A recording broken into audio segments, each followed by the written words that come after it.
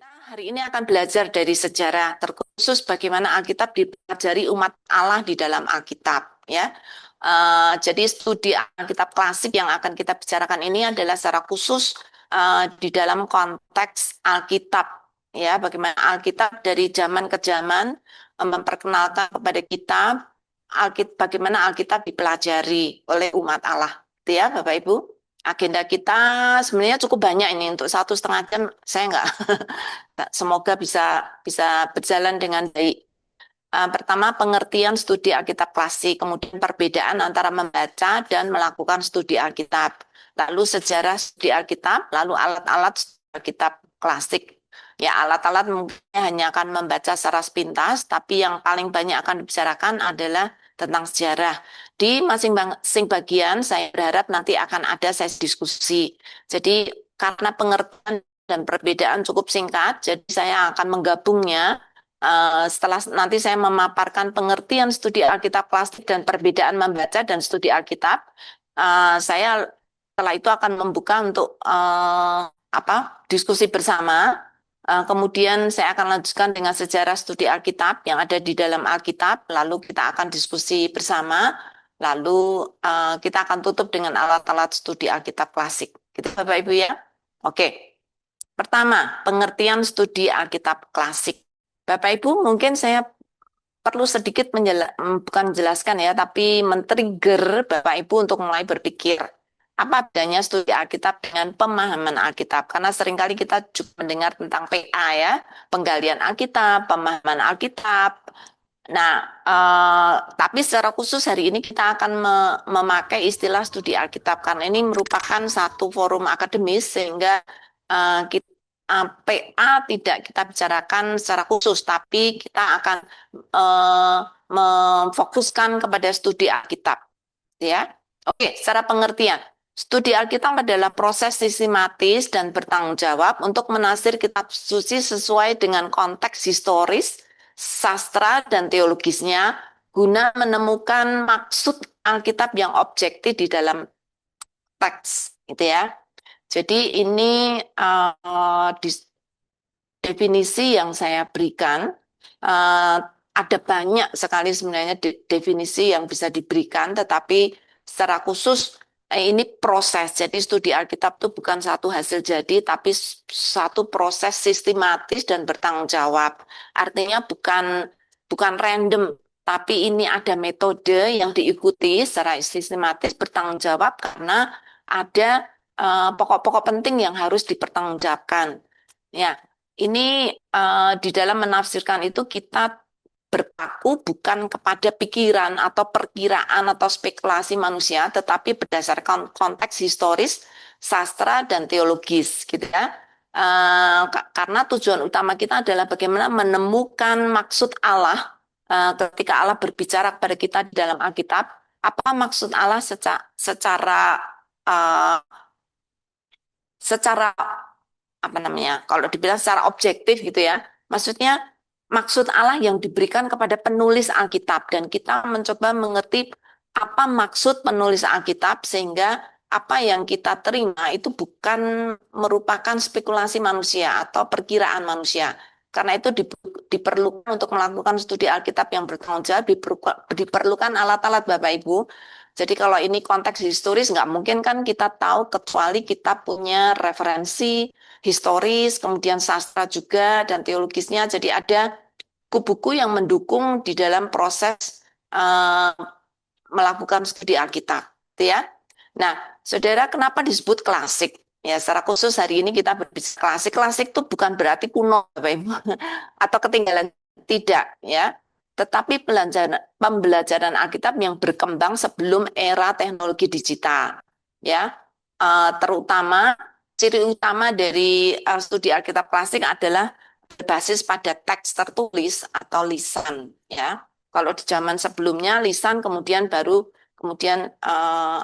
tertulis ya Bapak Ibu. Jadi ini ciri utama dari studi Alkitab klasik yaitu berbasis lisan atau teks tertulis, terkhusus dalam konteks kita mempelajari Alkitab atau sejarah yang kita lihat sejarah studi Alkitab yang diperlihatkan di dalam Alkitab.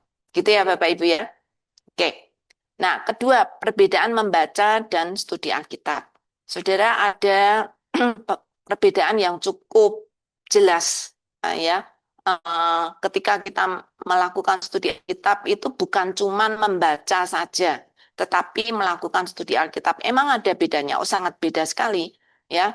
Tujuan untuk membaca Alkitab adalah mengenal isi secara umum, garis besar secara umum apa yang ada di dalam firman Tuhan. Jadi seperti saudara melihat kolam yang sangat besar dan saudara melihat di mana kolam itu berakhir, di mana kolam itu mulai, seberapa besar dan gambaran umum yang saudara bisa lihat itu membaca Alkitab sangat menolong gitu ya dan harus itu menjadi fondasi ketika kita ingin melakukan studi Alkitab adalah saudara harus membaca Alkitab dulu, tahu medannya gitu ya. Manfaat dari membaca Alkitab adalah supaya saudara akrab dengan seluruh kisah yang ada di dalam Alkitab.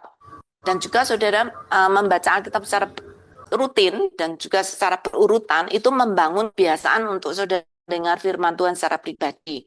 Ya, banyak sekali sekarang saudara membaca itu secara pribadi walaupun sebenarnya di dalam konteks Alkitab pembacaan Alkitab dilakukan secara pribadi selalu dalam konteks komunal, jemaat, gitu ya. Bapak, nah itu nanti yang akan kita diskusikan bersama ya. Kemudian berikutnya, fokus dari membaca Alkitab adalah teks secara keseluruhan, secara partikular, secara khusus akan membaca bagian-bagian tertentu. Kalau membaca Alkitab, disarankan saudara membaca secara berurutan dan seluruh Alkitab. Sehingga saudara tahu tone-nya, tahu lingkupnya, saudara tahu konteks besarnya, konteks jauhnya gitu ya. Sehingga saudara tidak apa namanya membaca dengan loncat-loncat gitu ya. Sangat diharapkan karena itu banyak di gereja ada program membaca Alkitab secara berurutan ya. Itu sangat bagus sekali menjadi fondasi bagi jemaat mengetahui seluruh teks Alkitab. Kemudian caranya relatif cepat dan mengalir karena saudara hanya membaca saja gitu ya. Kemungkinan besar saudara tidak terlalu sering berhenti untuk berpikir apa arti tidak, tapi membaca mengalir saja sampai saudara bisa menyelesaikan bagian-bagian Alkitab yang saudara baca.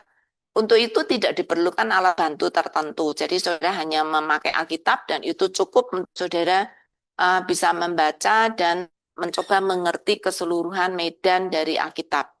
Nah, beda sekali dengan studi Alkitab, Bapak Ibu. Tujuannya memahami makna asli dari teks, seperti yang dimaksudkan penulis dan pembaca pertama dari tulisan itu. Ketika penulis nulis, kan dia punya audiens ya, Bapak Ibu.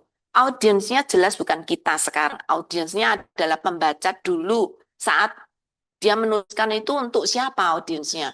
Tuhan menyuruh mereka menulis untuk siapa. Ya, apakah yang diterima mereka dengan apa yang diterima kita sekarang sama. Nah, jadi tujuan studi Alkitab pada memahami makna asli dari teks itu sesuai dengan maksud penulis dan sesuai dengan pemahaman pembaca pertama itu. Ya, itu juga disebutkan oleh Calvin, ya, John Calvin menekankan hal ini. Oke, manfaat menangkap pesan dengan tepat, menafsir dan menerapkan firman Tuhan dengan benar. Jadi tujuannya bukan untuk hanya sekedar tahu apa isi teks itu, tetapi juga menangkap pesannya dengan tepat, tidak salah. Kemudian menafsirkan, menerapkan firman yang dibaca itu dengan atau yang dipelajari itu dengan benar. Jadi tujuannya bukan hanya membaca, tetapi juga menangkap pesannya dengan cara menafsir dan menerapkan dan menafsir. Dan tidak berhenti di situ karena apa yang sudah dimengerti melalui tafsiran itu dia harus kan di dalam kehidupan nyata.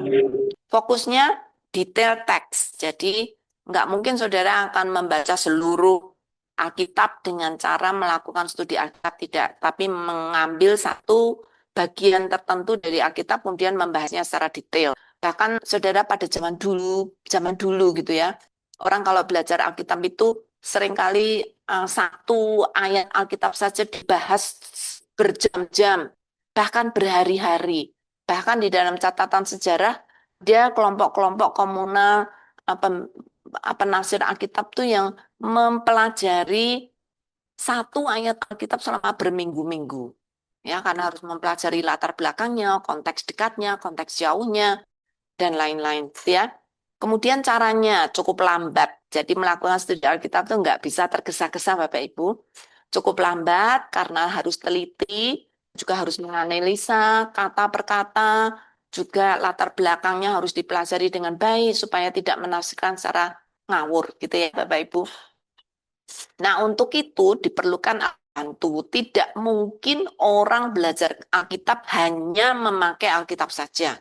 Seringkali dia disertai dengan kamus, itu kamus Alkitab, kamus istilah, kamus apa namanya, latar belakang seperti ensiklopedia.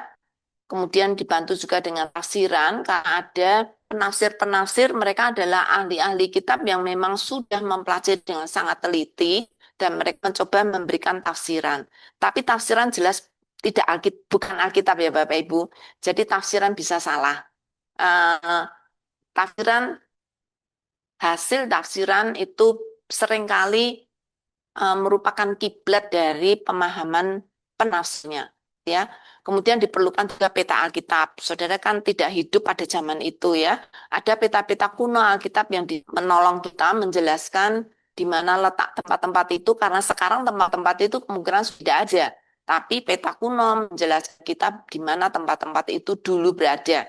Jadi apa yang di Alkitab itu bukan dongeng, itu benar-benar secara fakta historis ada. Karena itu peta Alkitab akan sangat menolong kita apa? Menolong kita tuh tahu tempatnya persisnya ada di mana. Karena itu benar-benar pernah terjadi. Kemudian latar belakang jelas ya. Dari ensiklopedia saudara sering melihat ada latar belakang budaya, latar belakang pendidikan pada masa-masa tertentu, pada masa perjanjian lama dan perjanjian beda, latar belakang politik pada setiap kitab yang ditulis itu berbeda-beda. Jadi saudara sangat dibutuhkan alat bantu. Tidak mungkin saudara akan menafsir Alkitab tanpa alat bantu. Kalau saudara menafsir atau melakukan studi Alkitab tanpa alat bantu, itu saudara hanya ngawang, kalau orang Jawa bilangnya. Itu hanya membayangkan saja. Tetapi saudara tidak punya fakta akurat untuk menjelaskannya. Itu ya Bapak Ibu. Ya.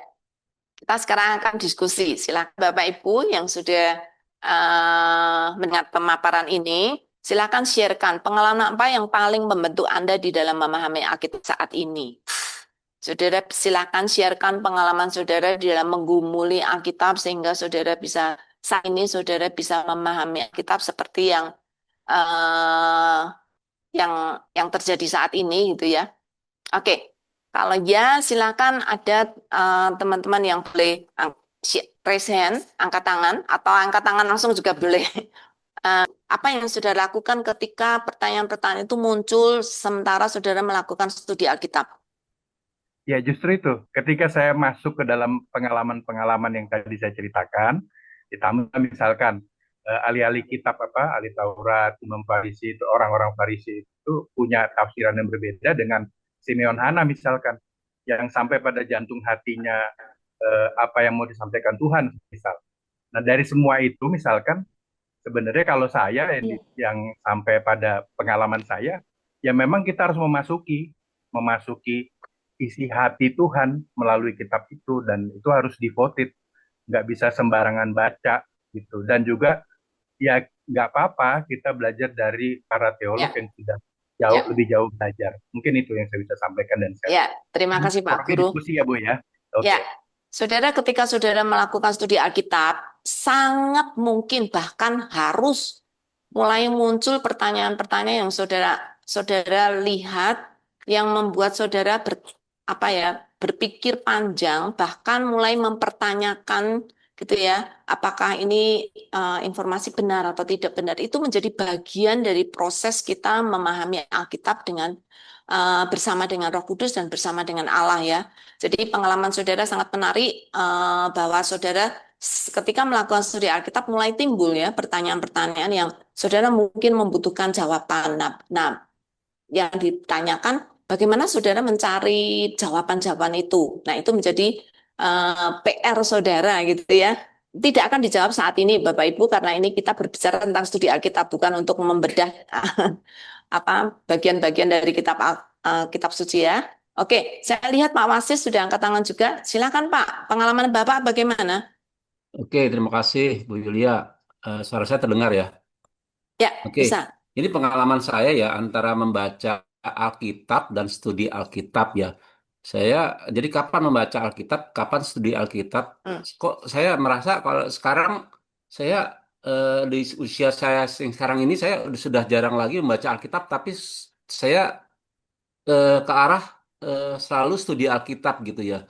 Saya ingat ketika saat kita masih sekolah minggu atau mungkin saat remaja kita diajari untuk saat teduh, saya cenderung itu lebih ke arah membaca Alkitab atau Baca. membaca Alkitab ya atau menghabiskan pasal-pasal gitu ya tanpa saya terlalu Ya, mendalami. Tapi sekarang saya sudah sepertinya saya sudah udah jarang baca lewat ya Alkitab, Pak ya. Ya, udah tidak tertarik lagi, bukan tidak tertarik ya, tapi saya lebih tertarik ya kepada studi Alkitab ya hmm. dengan melihat eh, kadang-kadang saya lihat begitu lihat lokasi lokasi lokasi Alkitab saya cari global, saya lihat lagi di Ya, Google Earth gitu, terus lihat kok budayanya seperti ini. Dan kita lihat lagi kan tujuannya ya.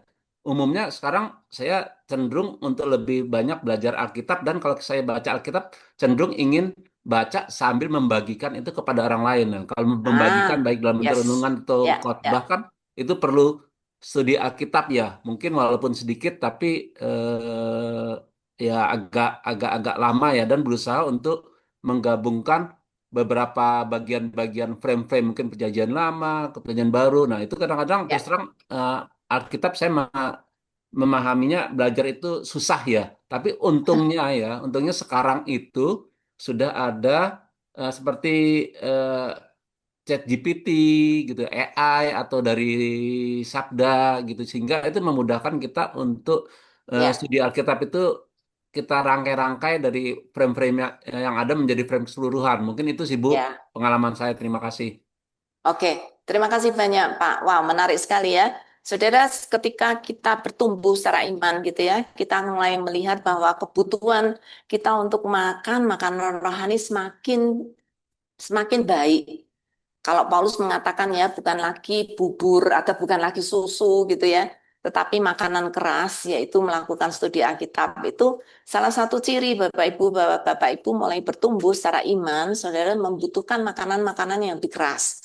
Kalau saudara hanya membaca terus dan hanya membaca sampai dulu dari dulu sampai sekarang masih membaca, saudara mungkin harus naik tingkat ya, naik level supaya saudara bisa mengetahui Alkitab lebih baik lagi. Oke, thank you. Sekarang kita akan mempelajari tentang sejarah studi Alkitab. Ya, kita akan melihat dari zaman ke zaman. Ini kontennya adalah Alkitab, Bapak Ibu. Jadi ini bukan sejarah studi Alkitab di seluruh dunia, bukan. Tapi ini di konteks dunia Alkitab. Ya, kita akan membahas di situ. Oke, kalau saya ringkaskan itu ada masa pembentukan atau transmisi kitab suci. Ya, transmisi Alkitab kitab suci itu artinya dari sebelum Alkitab itu dituliskan, kemudian sampai diterjemahkan, belum sampai diterjemahkan ya, tetapi itu diterima oleh pembaca pada saat itu dalam bentuk tulisan dan itu jelas merupakan satu periode yang panjang ya, sampai betul-betul di tulisan yang kanonkan itu ada sejarahnya juga. Kemudian yang kedua adalah masa gereja dan pewarisan iman, yaitu orang-orang Kristen sekarang orang Kristen saat itu ya. Jadi bukan hanya masa gereja awal, tetapi juga setelah gereja ada sampai Kitab Wahyu, ya kira-kira seperti itu. Kemudian kita akan melihat sedikit itu masa setelah gereja, itu masa abad pertengahan, reformasi dan era modern awal. Jadi bagian pertama kita akan lebih banyak membahas tentang sejarah di Alkitab sampai gereja mula-mula. Kemudian sebagian lagi setelah gereja mula-mula itu sampai abad pertengahan reformasi dan juga era modern. Oke, kita akan lihat bersama-sama Yang pertama itu tradisi lisan awal Israel awal. Jadi yang dulu berupa narasi hukum, kemudian Mazmur, kemudian komunitas perjanjian. Yang kedua zaman Israel kuno, itu zaman monarki atau raja-raja, kemudian pasca pembuangan dan pasca pembuangan yang berupa firman Tuhan mulai dituliskan dengan secara lebih rapi, lebih mantap lagi, kemudian terlakukan secara pembacaan publik, kemudian peran imam, sorry ini salah ketiknya, imam dan juga ahli Taurat. Kemudian zaman Bait Allah kedua, itu zaman pembuangan, ya. Saat itu saudara akan melihat bagaimana transisi dari Bait Allah ke sinagog. Nah, kemudian perkembangan sinagog Yahudi itu mulai yang diajarkan di dalam sinagog itu membaca kitab suci, menafsirkan, kemudian menjadi sarana pendidikan bagi umat. Kemudian di masa gereja mula-mula, kita akan bersama nanti, kemudian pada abad pertengahan ada satu Lectio Divina yang sangat terkenal sekali, pembacaan di Alkitab dan studi Alkitab di dalam biara. Kemudian reformasi, itu abad 16, kemudian era modern. Kita akan mulai ya, satu persatu. Tradisi lisan dan awal pewahyuan. Agak kecil Bapak Ibu, semoga kalau saudara HP masih bisa kebaca. Karena kalau enggak nanti berhalaman-halaman banyak sekali ya. Ini saya rangkumkan bisa jadi satu halaman ya, satu slide. Oke, komunitas Israel sangat bergantung pada tradisi lisan. Baik itu kisah yang ada di dalam Perjanjian Lama, hukum-hukum yang ada, kemudian nyanyian itu ya kebanyakan seperti Mazmur, kemudian ajaran-ajaran para nabi dan lain-lain.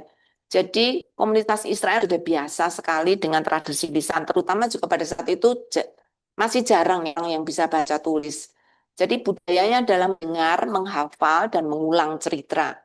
Jadi ketika mereka mendengar dan mendengarnya mungkin bukan cuma sekali ya, beberapa kali, sampai mereka hafal. Dan ketika mereka menghafal, mereka melakukan pengulangan cerita terutama kepada anak cucu mereka. Ya, kemudian sistem tertulis muncul kemudian. Jadi setelah daya lisan itu berlangsung cukup lama, kemudian teks kitab suci mulai ditulis, tetapi masih hybrid. Artinya sekalipun ada tertulisnya, mereka tetap membacakannya kepada umat dan disebarkan secara lisan. Jadi dari mulut ke mulut ya Bapak Ibu. Apa yang disebut oleh para ahli itu sebagai oral written hybrid. Jadi kitab suci selain dibacakan juga disebarkan tetap secara lisan. Jadi ketika ditulis dan itu dibacakan itu menjadi satu momen di mana kitab suci itu akan diturunkan ke generasi berikutnya dengan lebih tepat. Karena kalau lisan kan bagaimanapun juga pasti ada beberapa kata yang tertinggal atau cerita urutannya bisa berubah gitu ya. Oke, kisah tokoh-tokoh seperti Abraham, Musa, dan lain-lain dipertahankan melalui kisah yang dihafal oleh para umat pada saat itu. Bahkan mereka menyanyikan itu. Kalau saudara melihat di Mazmur, ada ya kisah-kisah yang juga dinyanyikan atau dimazmurkan. Kemudian tradisi lisan adalah konteks bagaimana mereka memiliki relasi ibadah dengan Tuhan. Jadi ibadah mereka dengan Tuhan itu berupa pembacaan firman Tuhan itu. Jadi mereka mendengarkan itu bukan sekedar mendengarkan orang yang membacakan, tapi mereka mendengar suara Allah.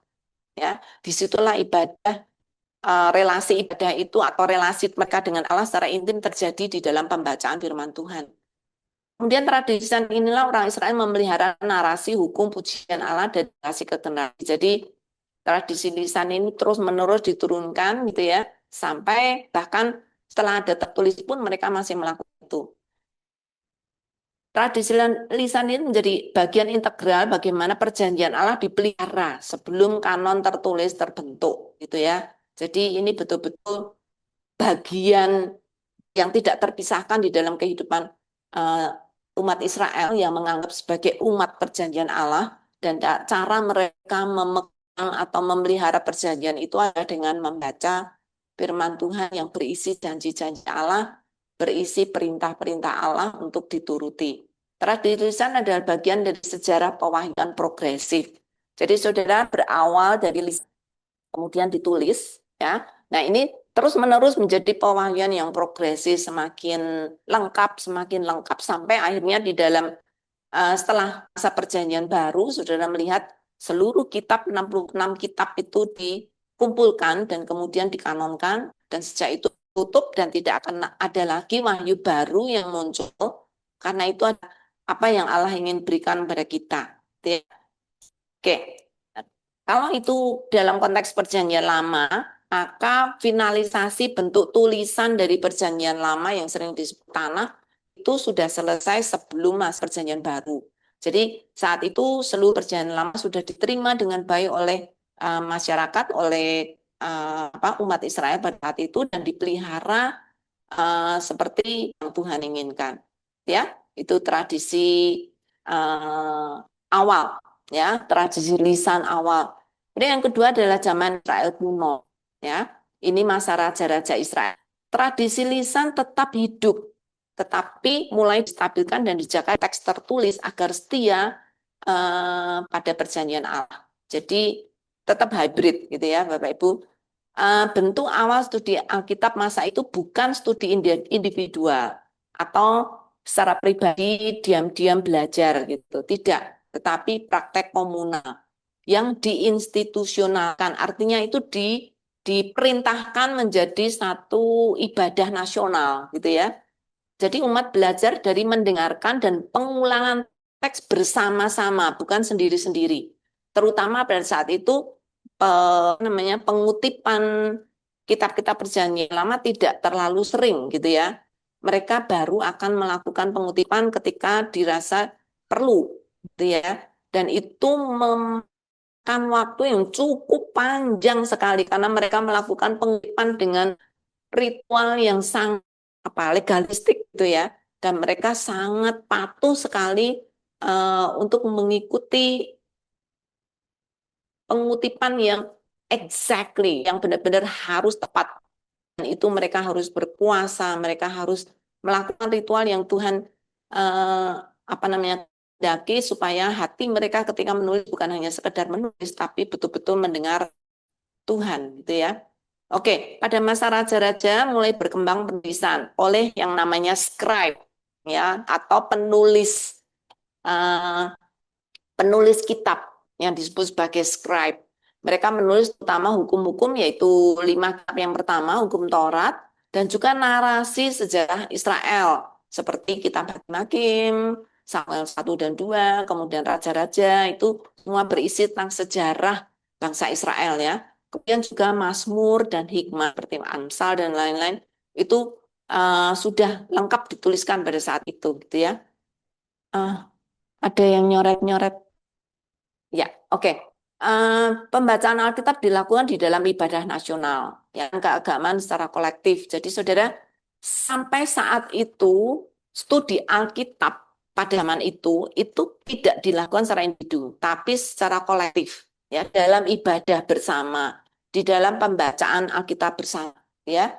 Nah, mulai terbentuk karena ini ritual yang Tuhan inginkan dengan aturan-aturan yang ketat gitu ya. Kemudian ditunjuklah imam sebagai pelayan ritual dan juga penjaga Taurat. Jadi menjaga ke bukan hanya keaslian ya, ketepatan Taurat, kemurnian ibadah sesuai dengan apa Tuhan inginkan, dan mereka juga yang menjadi pengajar hukum Tuhan. Kenapa? Karena umat Israel pada saat itu kan bukan umat yang terpelajar gitu ya, dan mereka juga masih belum banyak yang punya kemampuan baca tulis. Jadi imam ketika membacakan bukan hanya membacakan, tapi dia juga memberi penjelasan supaya umat mengerti apa yang dimaksudkan, ya. Nah, setelah masa pembuangan Israel kehilangan tanah dan raja. Sudah tahu ya, pada masa pembuangan mereka kehilangan semuanya. Bahkan mereka kehilangan identitas mereka sebagai bangsa pilihan Allah, gitu ya. Tapi itu hanya Tuhan pelihara mereka dengan firman-Nya. sehingga mereka tidak kehilangan firman Allah, dan firman itu yang akhirnya menjadi pusat pusat identitas umat, ya. Dan teks itu dipelihara luar biasa. Ini menjadi satu shift atau satu perubahan yang sangat luar biasa ya, dari pusat kerajaan dan bait Allah. Akhirnya ketika kerajaan dan bait Allah sudah lenyap, kalah, dan karena dibuang dan lain-lain, akhirnya pusat identitas kita adalah kitab suci. Nah, lahirlah ahli Taurat yang menyalin, membaca, menafsirkan Taurat sekaligus menjadi penjaga teks dan pengajar. Satu contohnya adalah tokoh Esra yang melakukan eksposisi Taurat di hadapan umat. Nah, itu menjadi tradisi yang sampai sekarang akhirnya terpelihara ya. Ada khotbah, ada studi Alkitab eksposisi. Studi Alkitab jadi terstruktur, dibacakan, diterangkan, diterapkan, dan menjadi pusat hidup bangsa. Ya, ini studi Alkitab pada zaman itu adalah dibaca, dijelaskan, kemudian dilakukan. Tidak jauh berbeda dengan sekarang ya. Oke, masa pembuangan. Masa pembuangan, saudara tahu ini lanjutan dari yang kita tadi sudah bicarakan. Sinagog menjadi tempat resmi berkumpul untuk menjadi sekolah firman. Jadi sinagog ini lahir di masa pembuangan. Lahir bukan di tanah Israel.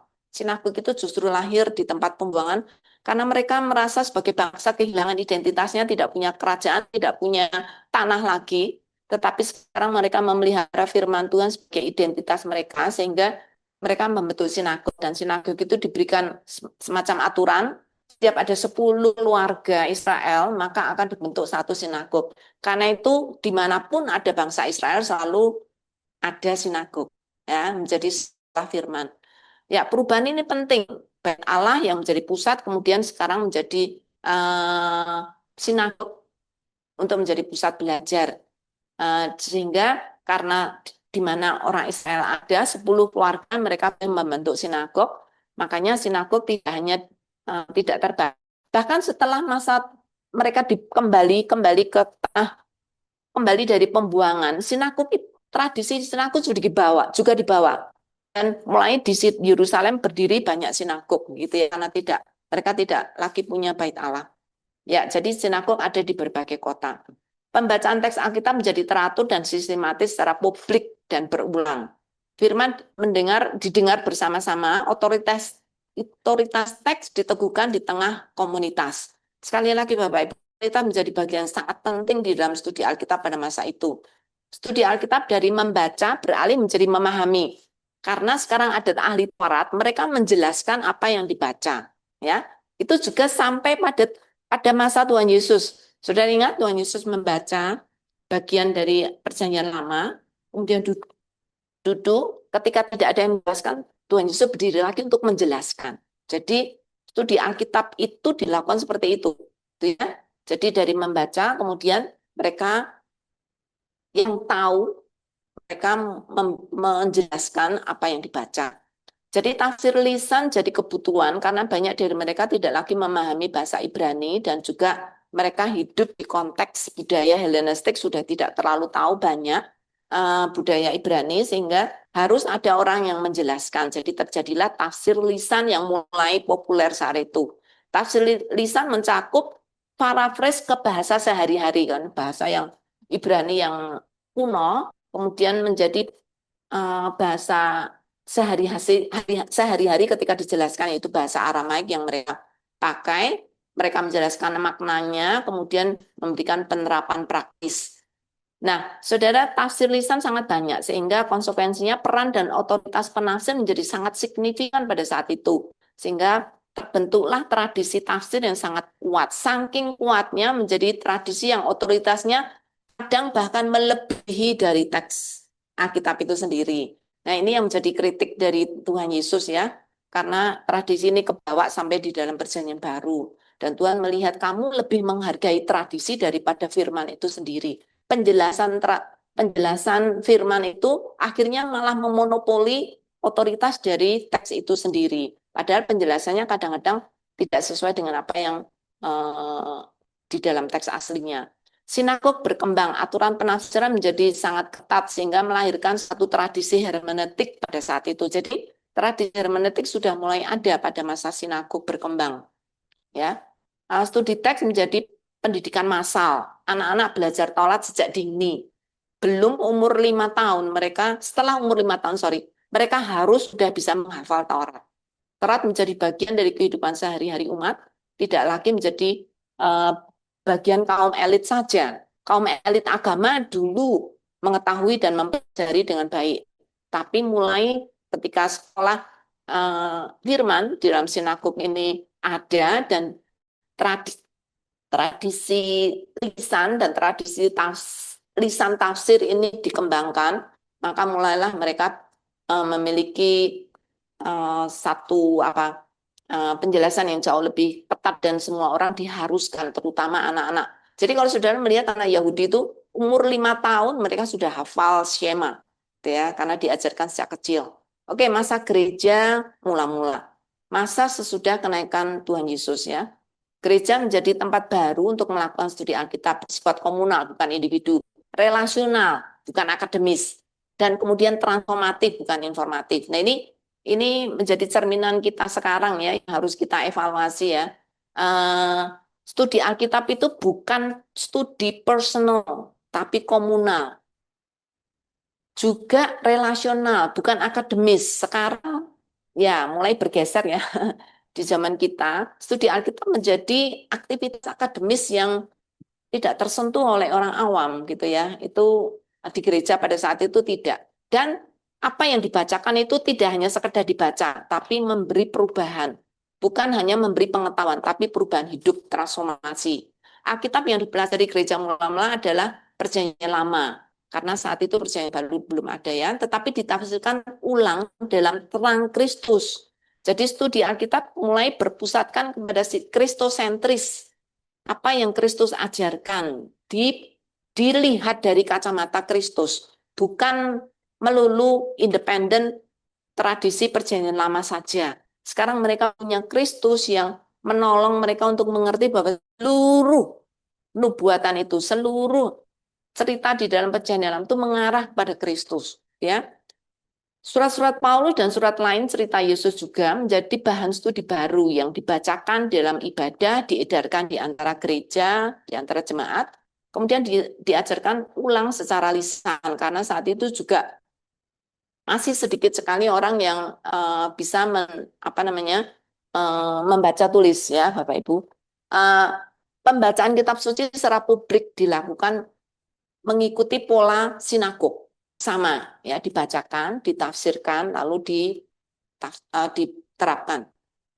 Ini menjadi bagian yang sangat penting di dalam gereja, apalagi setelah pengajaran Kristus, ajaran Kristus dimengerti oleh jemaat, penekanan mereka pembacaan kitab suci bukan hanya secara sudut pandang Perjanjian Lama, tapi melihat dari sudut pandang Kristus. Firman didengar bersama, bukan dibaca sendiri, dan tujuannya untuk membentuk hidup, membentuk iman.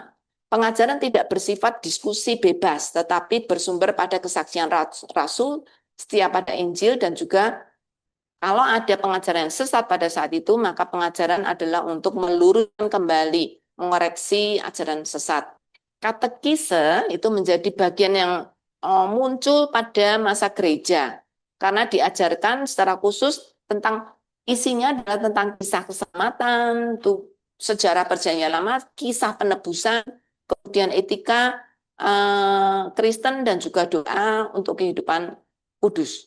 Nah, ini biasanya katekise diajarkan kepada para petobat baru dan juga calon baptisan. Gereja sekarang menjadi penjaga dan penafsir firman. Saat Perjanjian Lama, para ahli kitab, ahli Taurat, dia menjadi penjaga. Tetapi di masa Perjanjian Baru, gerejalah, terutama ketika surat-surat Rasul mulai ada dan menjadi bagian dari ibadah yang dibacakan resmi kepada jemaat, ya. Jadi saudara, studi Alkitab bukan aktivitas intelektual atau individual, tapi praktek hidup dalam komunitas iman. Ya, itu studi Alkitab pada saat itu. Jadi bukan aktivitas akademis, Bapak Ibu. Oke, kemudian masa pertengahan. Tradisi Lectio Divina Itu adalah metode membaca kitab suci yang berkembang di biara-biara pada saat itu. Ada 4 tahap yang dilakukan: membaca kitab, membaca teks, merenungkan maknanya, merespons dengan doa, dan tinggal di dalam hadiratnya, merenung dan melakukan meditasi. Jadi tujuan pembacaan Alkitab adalah pembentukan hati, bukan analisis kritis, bukan penelitian akademik, ya, Lectio Divina itu. Nah, kekuatannya adalah bentuk kehidupan doa dan kesalehan, menjaga Alkitab sebagai firman Allah yang hidup, menghindari rasionalisme dingin. Banyak sekali saat itu mulai melihat bahwa hidup keagamaan menjadi sangat dingin dan legalistik. Nah, ini sangat menolong karena mengubah hati gitu ya, memberi kehangatan di dalam hati. Keterbatasan, minim perhatian pada konteks historis, cenderung pada alegoris dan juga subjektif, terbatas pada komunitas monastik. Nah, studi Alkitab sebagai pelestarian teks. Jadi teks Alkitab sangat baik dilestarikan karena selalu dipelajari, dibaca, tapi juga disalin secara manual oleh para biarawan. Para biarawan punya banyak sekali waktu teduh, waktu merenung pribadi, maka mereka banyak sekali duduk dan menyalin kitab-kitab, khususnya perjanjian baru, sorry. Karena itu kalau sudah lihat kitab-kitab perjanjian baru itu jumlah salinannya punya banyak sekali, bahkan ribuan, ya. Eh, dan itu sangat menguntungkan sekarang sehingga kita punya teks Alkitab yang bisa dibandingkan satu dengan lain dan kemungkinan kesalahan bisa menjadi semakin kecil. Oke, penyalinan teks menjadi bagian dari studi Alkitab karena dengan ketelitian tinggi penyalin harus memahami dan mengoreksi teks dan memberi catatan pinggir. Nah, ini mulai muncul tradisi yang akhirnya nanti menjadi tafsiran.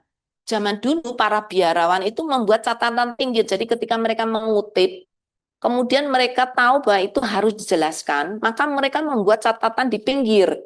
Ya, ini menjadi bentuk awal dari tafsiran tertulis. Ya, tradisi menyalin teks ini tujuannya adalah untuk menjaga kelestarian teks dan juga supaya bisa dibawa kemana-mana. Maksudnya bisa disebarkan ke lebih banyak. Kalau cuma satu sulit sekali ya, saudara. Tapi sekarang menjadi ribuan, jadi dimanapun mereka pergi, mereka bisa membawa satu salinan teks untuk bisa dipakai, dibacakan di dalam kebaktian. Nah, ini melahirkan tradisi kritik teks awal. Ya, ini akhirnya menjadi dasar dari penerjemahan Alkitab ya, Bapak Ibu. Jadi tradisi penyalinan teks itu akhirnya berkembang dengan lebih baik lagi setelah mereka juga melakukan catatan pinggir yang akhirnya menjadi tafsiran. Mereka juga mulai memikirkan untuk bagaimana diterjemahkan ke dalam bahasa-bahasa lain. Atau paling tidak bagian kecil dari Alkitab itu untuk bisa dibacakan di tempat lain. Nah, juga aliran skolastik. Awalnya aliran skolastik ini ya tujuannya adalah mempelajari Alkitab secara logis dan secara dialektik. Dan ini menjadi sumber di dalam menganalisa teks untuk mengembangkan kerangka teologis dan menjawab pertanyaan-pertanyaan doktrinal. Aliran skolastik ini yang akhirnya melahirkan teologi sistematika.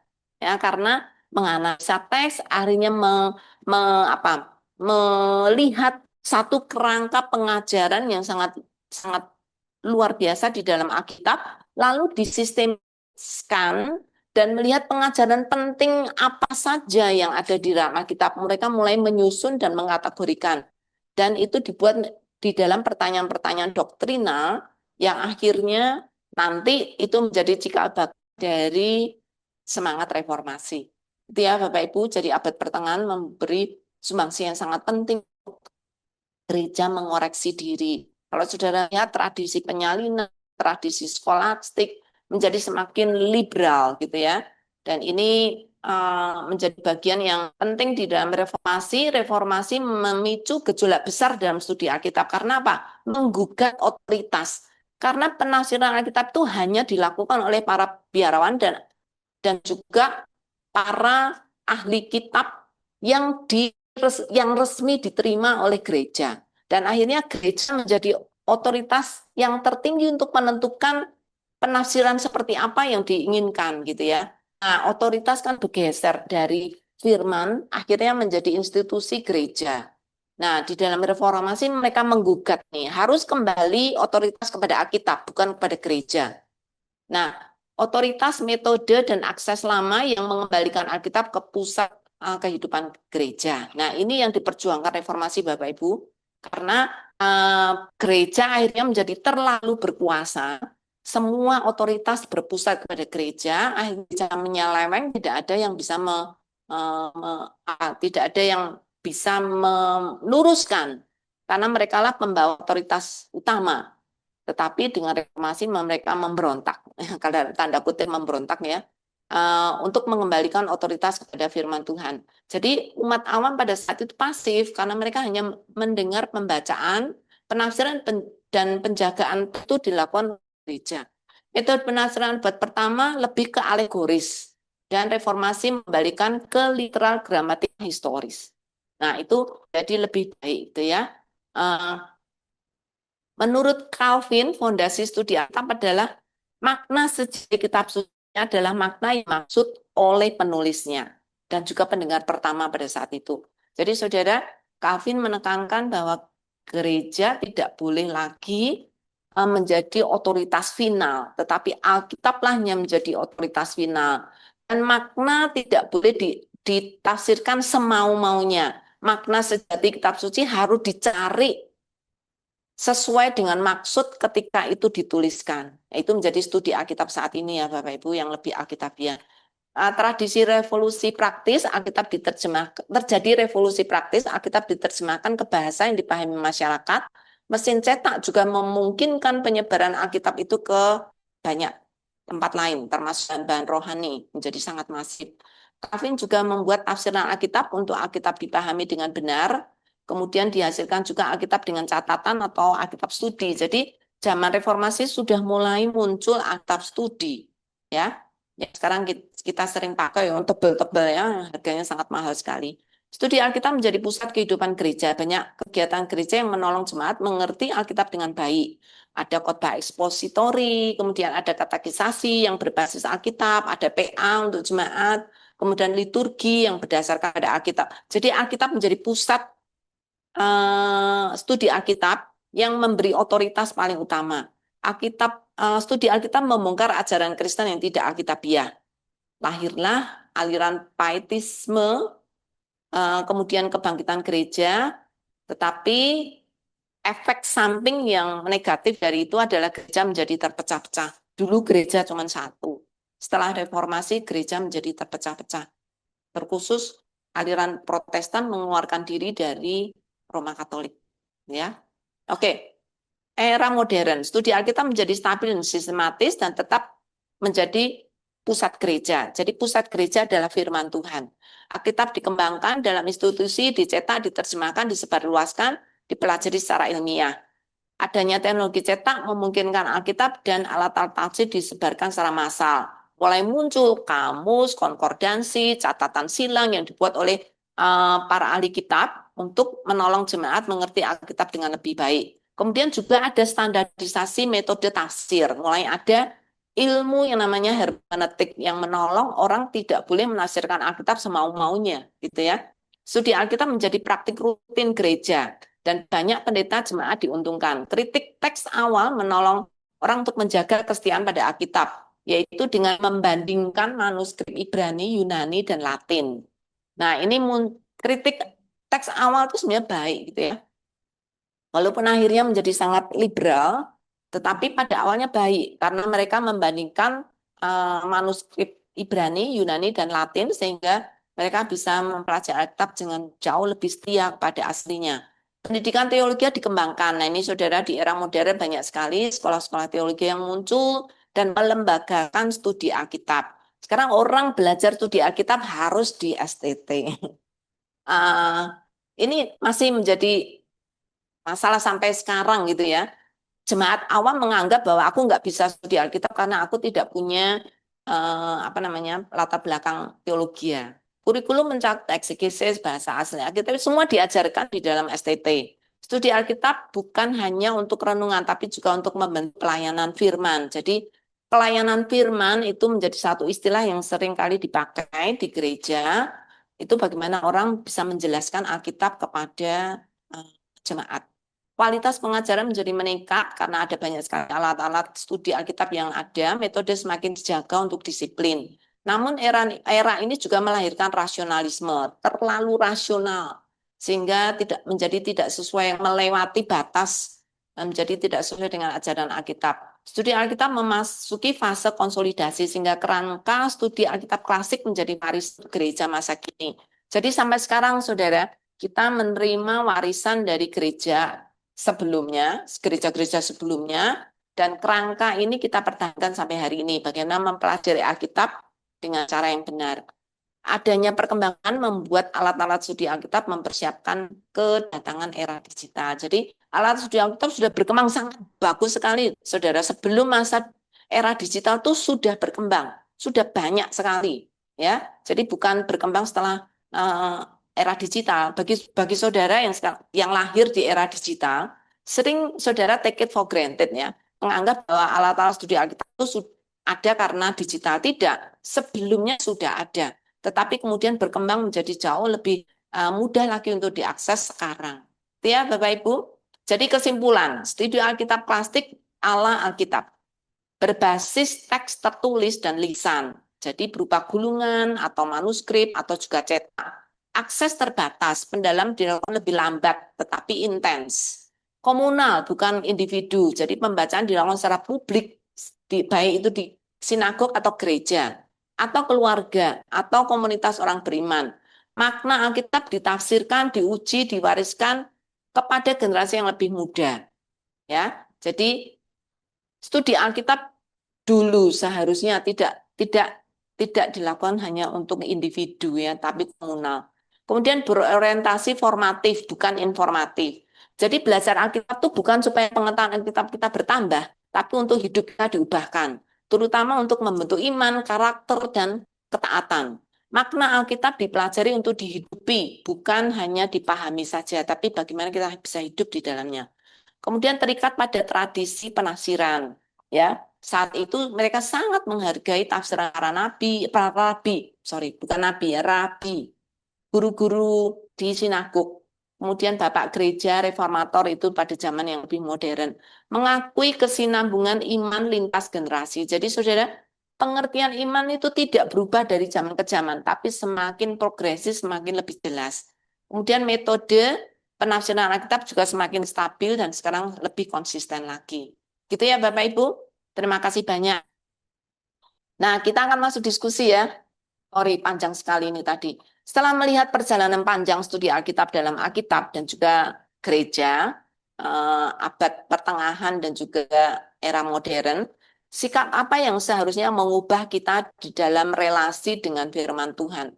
Bagaimana kita melakukan studi Alkitab, melakukan relasi, ya, bukan informasi tapi relasi dengan firman Tuhan. Oke, saya buka termin diskusi. Bagaimana sekarang saudara melihat perjalanan panjang studi Alkitab ini? Sikap apa yang seharusnya kita ubah ketika kita berelasi dengan firman Tuhan atau melakukan studi Alkitab sekarang? Oke, Pak Tumbur, silalahi. Silakan, Pak. Maaf ya Bu, enggak saya open Ya. kamera. Lagi hujan mendung di Cibubur. Ya, terima kasih. Selamat tahun baru tim Sabda. Ya, Bu, mungkin dari pertanyaan awal pertama ya.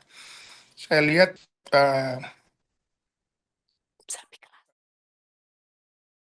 agama bangsa Israel itu sangat erat kaitannya seperti kehidupan bernegara gitu ya.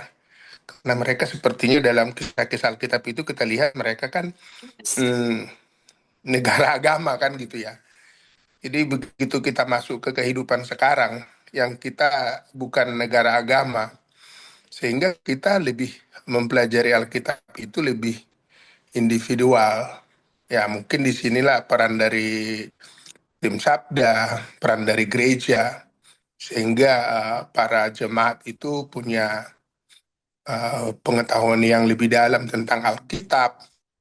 Dan saya sebagai member Sabda juga merasakan manfaatnya yang begitu luar biasa.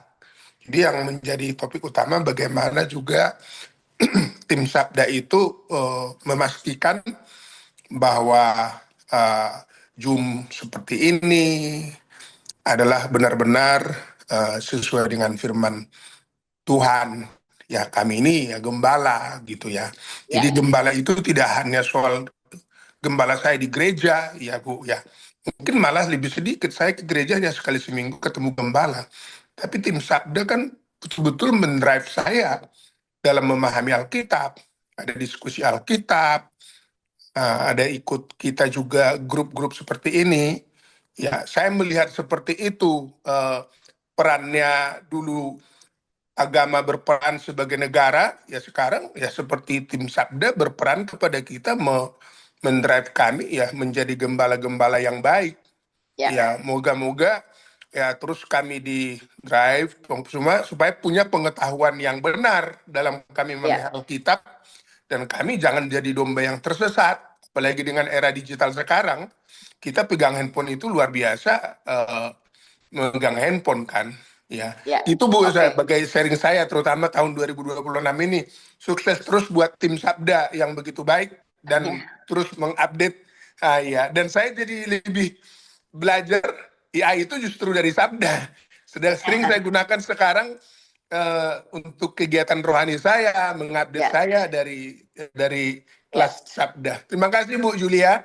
Oke, terima kasih banyak Pak Tumbur.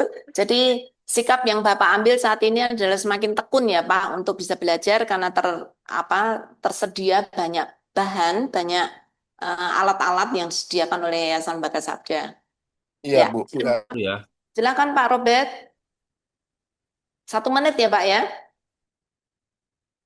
Berkenan dengan pembelajaran Alkitab tadi berorientasi pada formatif, bukan informatif. Nah ini apa namanya pengalaman penting bagi saya Bu. Cuman bagaimana formatif dan informatif ini apa namanya bisa bekerja sama Bu. Soalnya ketika kita belajar Alkitab, di situ juga informatifnya kita dapatkan Bu. Ya. Tapi jangan berhenti hanya di situ, Pak. Jadi jangan hanya berhenti sebagai informasi, tapi bagaimana informasi itu mengubah pola pikir kita sehingga mengubah hidup kita. Oke, jadi pembelajaran Alkitab itu pertama dan terutama secara formatif dan juga di situ apa namanya informatifnya kita dapatkan begitu ya Bu ya. Ya. Oke, itu ya Pak ya. Sudah ya Pak ya. Ya. Ini ada teman dari Rock Vietnam. Dari Pak Arif. Ya, shalom Ibu, shalom, selamat siang semuanya. Saya dari Vietnam. Saya terberkati sekali dengan Sabda. Terima kasih sekali. Begitu banyak yang di-sharing di dalam pembelajaran. Kalau untuk kembali ke Alkitab klasik, Bu, saya tambah kelihatan jadi bodoh sekali, Bu. Jadi saya ingin belajar terus. Dan yang kedua, lebih bijaksana lagi untuk melihat dari kontradiktif komen-komen di sosial media, itu kita sarankan juga lebih bijaksana lagi, karena masih banyak lagi yang kita perlu pelajari lebih dalam. Terima kasih, Bu. Terima kasih banyak, Pak. Ya, respon yang sangat baik ya. Bagaimana mendengar ini sikap kita bisa berubah ya, menolong kita untuk semakin bertumbuh. Oke, teman-teman STT Baptis, silakan. Mungkin saya mau menyampaikan tentang sharing dari pengalaman bagaimana kita bisa lebih dekat dengan firman Tuhan. Yang pertama, dulu saya pernah bertanya dengan, mungkin ini bisa membantu dengan orang-orang yang kaum awam di luar sana, yang ingin berusaha untuk bisa mengerti firman Tuhan lebih banyak, mungkin dengan cara untuk kita bisa memahami isi kebenaran firman Tuhan. Itu yang tadinya saya berpikir bahwa saya ingin memahami firman Tuhan itu lebih dalam gitu. Tetapi sebenarnya tujuan firman Tuhan adalah untuk mengubah kehidupan.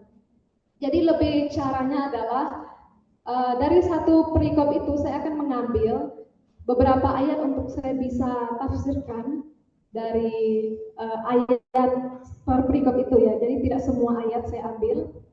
Jadi hanya beberapa ayat dan mungkin kata kunci yang akan saya ambil dan saya tafsirkan.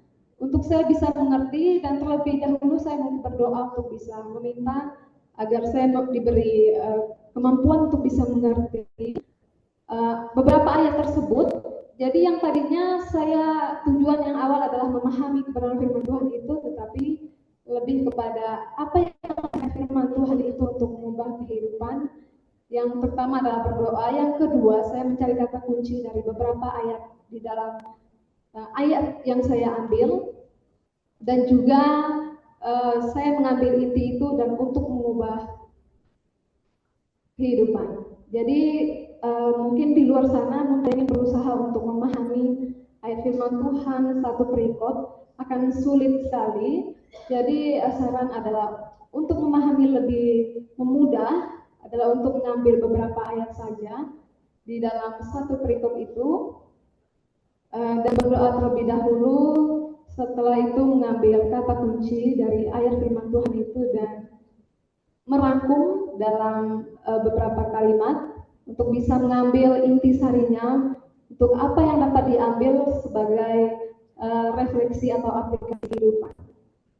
Jadi mengubah tujuan bukan hanya memahami, tetapi mengambil tujuan apa untuk bisa mengubah kehidupan dari beberapa ayat firman Tuhan itu. Sekian dan terima kasih. Ya, oke. Terima kasih banyak ya untuk responsnya. Tadi Pak Wasis ini masih ada waktu, Pak. Pak Wasis mau memberikan respon, Pak. Pak Wasis masih ada? Oh iya Bu, videonya saya matiin ya. Kalau saya begini Bu, kalau saya sih lihat dari perjalanan panjang studi Alkitab tadi, saya kembalikan bagaimana mengubah relasi kita dalam relasi kita dengan firman Tuhan. Saya kembalikan kepada tujuan kita membaca Alkitab ya, bahwa tujuan kita membaca Alkitab selain untuk mengajar, menyatakan kesalahan, memperbaiki kelakuan dan mendidik orang dalam kebenaran. Jadi saya kembalikan lagi bahwa tujuan kita itu adalah untuk memberkati orang lain dan memperbaiki kelakuan kita sendiri. Jadi kalau kita pintar, tapi kita semakin banyak pengetahuan kita, tapi tidak memperbaiki kelakuan kita dan mendidik orang dalam kebenaran. Kebenaran itu kan iman kepada Yesus dan perintah-perintahnya. Jadi itulah tujuannya, kita kembalikan relasi kita dengan firman Tuhan. Mungkin begitu, Bu. Makasih. Ya, tapi perlu hati-hati ya, Pak. Alkitab kita baca bukan untuk tujuan behavior changes aja, tapi perubahan itu harus dari dalam ya. Kemudian mengikuti yang di luar. Kalau kita hanya mengikuti yang di luar saja, nanti akhirnya kita akan banyak lihat kepincangan di sana sini ya, Pak ya. Hidup kita fokusnya bukan untuk perubahan hidup, tapi bagaimana kita semakin dekat dengan Tuhan. Ketika kita dekat dengan Tuhan, maka Tuhan yang akan menggarap hidup kita jauh lebih efektif dibandingkan saya mengubah diri saya sendiri. Gitu ya, Pak ya? Ya, setuju, Oke. Bu.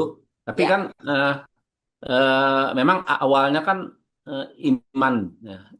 Setelah Ya. itu iman itu tambahan kebajikan, pengetahuan, penguasaan diri, kesalahan, dan lain-lain. Mungkin begitu, Ya. Bu. Pasti. Ya.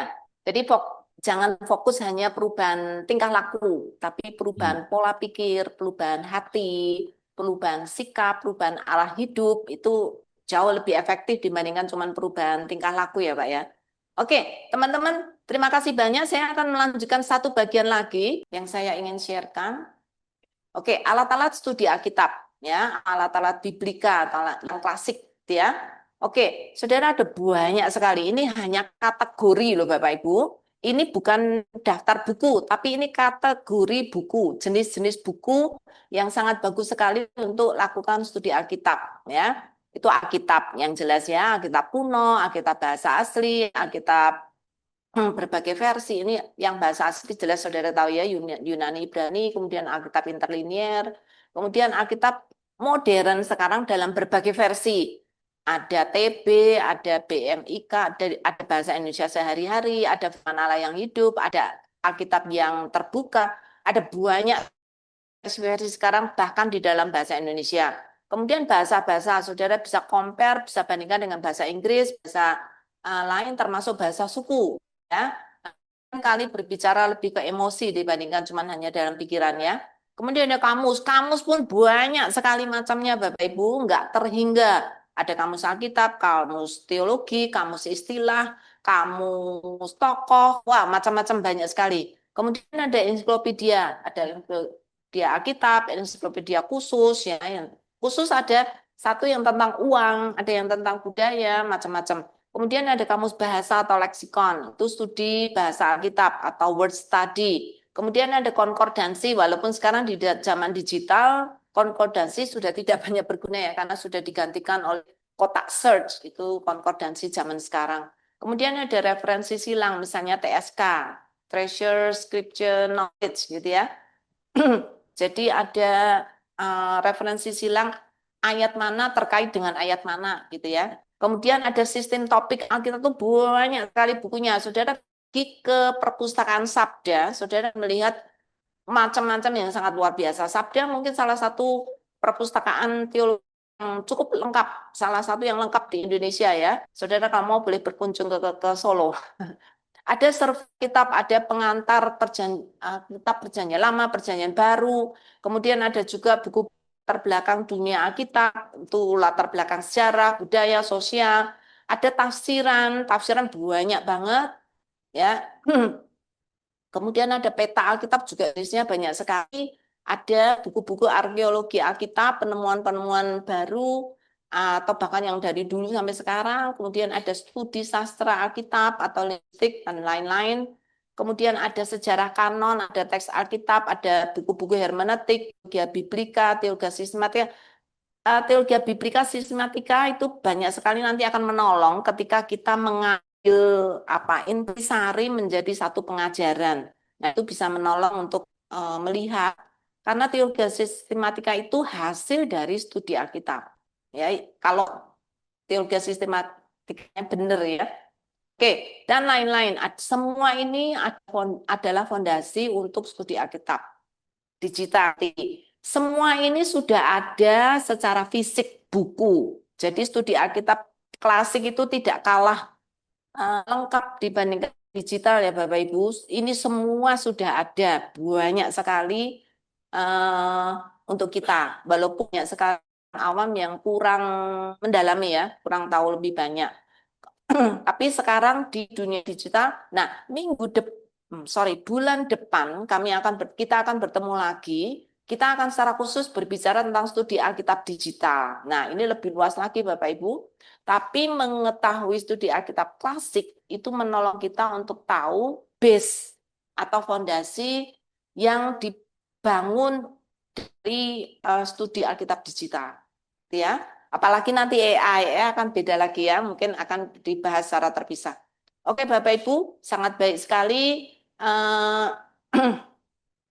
Ya, ini cara untuk melakukan studi Alkitab. Saudara bisa membaca dari bahasa kunonya, bisa membandingkan versi, bisa studi arti kata, studi konsep, studi bahasa linguistik, studi penggunaan kata, studi referensi atau ayat-ayat yang terkait, studi topikal, studi konteks, studi latar belakang, studi ini masing-masing menjadi bagian dari studi Alkitab yang luas, Bapak Ibu. Sangat luas sekali. Sayang sekali banyak orang Kristen Indonesia yang kurang mendapat pengetahuan cukup ya, bahwa ini semua bisa menolong kita untuk mengerti Alkitab dengan benar.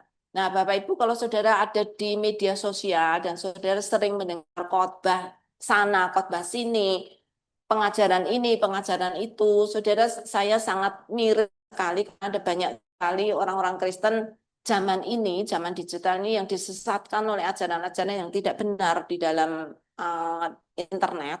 Saudara harus cukup hati-hati gitu ya, melakukan studi Alkitab akan menolong kita terhindar dari mempercayai hal yang tidak sesuai dengan ajaran Alkitab. Oke, Bapak Ibu. Terakhir kita diskusi masih ada waktu. Ini sampai jam 12 kan ya, Ev ya? Milih sampai jam 12 ya? Seharusnya 10.30, 11.30 Ibu. Oh, 11.30. Oh, oke. Ini yang terakhir ya, sampai mungkin 10 menit lagi. Diskusi atau share. Ilmu studi Alkitab yang sudah berkembang dengan luar biasa dan tidak terbatas untuk pendeta dan massa. Mengapa banyak orang Kristen masih tidak mau belajar Alkitab? Jadi secara ilmu itu berkembang sudah luar biasa, secara alat ada sekali.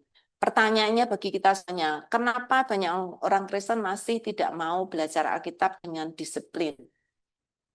Oke, silakan Bapak Ibu memberikan tanggapannya. Kenapa banyak orang Kristen tidak mau belajar Alkitab dengan serius atau dengan baik? Oke, Saudara Anju dari STTB. Mari, Cek. STT Ada Baptis. suara nggak Bu? Iya Bu. Ada. Ada. Ya, bisa dengar. Silakan. Kalau menurut saya sih Bu ya, karena ada kemudahan itu mungkin ya kalau yang saya alami juga ya. Udah ini ada misalnya dari Sabda tinggal nanti buka internet udah dapat. Jadi kadang itu membuat eh, udahlah jadi kayak nanti aja lah bahas-bahas yang itu atau bahas secara mendalam ada beberapa tafsiran nanti yang saya mau buka ada yang ini jadi kayak itu jadi bagi saya ya itu membuat Malas. orang-orang jadi kurang antusias juga ya memperdalam itu gitu Bu untuk dalam belajarnya gitu Bu itu yang saya lihat sih Bu Masa? kadang Ya. ya mahasiswa sekarang kan bukan gitu kan kadang nanti ada tugas dan mereka ya udah ngambil aja jalan pintas instan gitu ya ada yang instan gitu gitu itu jadi membuat sebuah kemalasan sih kalau yang saya lihat sekarang Bu. Oke, terima kasih Anju. Saya harap ada pendapat lain ya. Kalau malas, aduh kasihan sekali. Orang Indonesia nanti dikenal jadi orang malas. Oke, Pak Guru. Mari Pak. Silakan open audio. Ya. Ya, iya. Bu, kalau pelajar yang itu kan berdasarkan survei, memang orang Indonesia memang budaya membacanya itu rendah, itu yang pertama. Oh, Jadi ya kalau budaya membacanya rendah, jangan harap mau tekun belajar itu. Kedua, memang kita akui juga memang kualitas pendidikan kita itu memang ya demikian, itu nggak mungkin lepas dari situ. Kalau kita mau ngomong ini relevansinya apa misalkan, jangan lupa Musa itu belajar di istana Mesir itu, ya, dia dapat pendidikan terbaik loh, ya. dan bukan orang sembarangan yang dipercaya Tuhan untuk mendapat iluminasi dan meneruskan apa yang terjadi pada penciptaan misalkan. Itu kedua. Tapi ketiga, saya lebih yakin ke yang ketiga sebenarnya. Itu sih budaya yang bisa diperbaharui sebenarnya. Itu apa? Ya memang kadang-kadang kita belum mengalami perjumpaan pribadi yang membuat kita lapar dan haus. Ya, Itu ya. persoalannya. Kalau kita sudah punya perjumpaan pribadi, yakin ya, kalau orang Kristen tuh nggak lapar dan haus, pengen tahu dan pengen belajar dengan sungguh-sungguh. Karena apa? Yang mau kita dengar itu sesuatu yang bukan relatif, yang absolut, yang nggak mungkin membuat kita terombang-ambing itu Ya. loh persoalannya. Mungkin itu aja, Bu. Wah, iya betul Pak. Hatinya perlu disentuh dulu ya Pak ya, supaya bisa punya kerinduan untuk belajar firman Tuhan. Oke, Saudari Kesya. Silakan Kesya. Ya, kalau dari saya, kenapa banyak orang yang sekarang itu tidak mau belajar Alkitab? Pertama, malas itu pasti. Terus yang kedua itu banyak orang yang nggak tahu mau mulainya gimana. Jadi tidak menemukan cara yang unik, cara yang menyenangkan sehingga mereka ketika baca Alkitab itu mudah bosan gitu kan.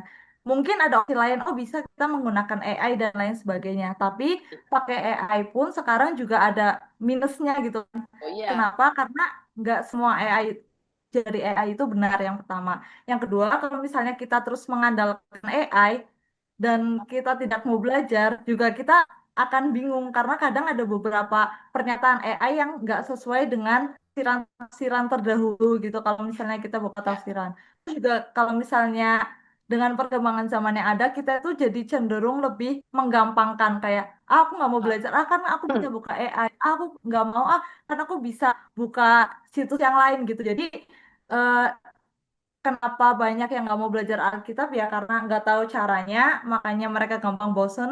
Yang kedua karena terlalu berpegang pada teknologi yang ada, makanya mereka nggak mau belajar dengan manual gitu kan. Padahal kalau kita mau belajar manual, melihat tafsiran-tafsiran yang ada itu menurut saya lebih menarik daripada kita Oh iya. buka AI. Karena kalau kita buka AI, yang pintar bukan kita malah AI gitu.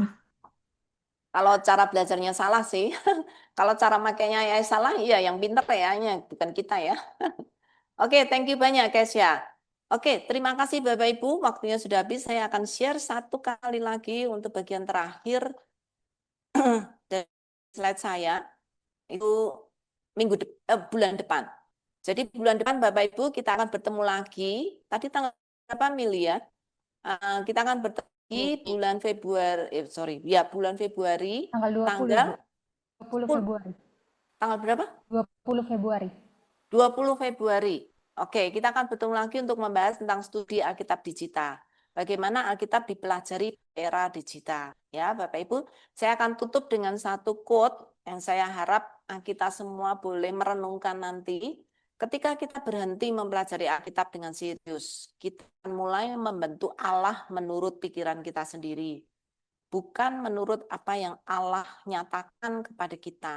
Tapi kalau kita berhenti belajar Alkitab, maka kita akan Allah yang kita punya di dalam pikiran kita bukan lagi Allah yang menyatakan diri, tetapi Allah yang kita bentuk dengan pikiran kita sendiri.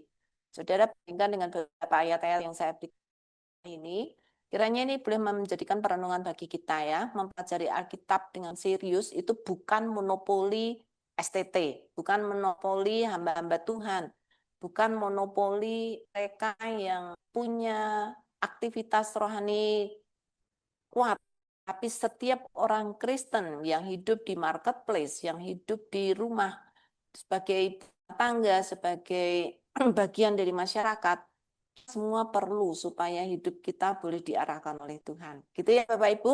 Terima kasih banyak.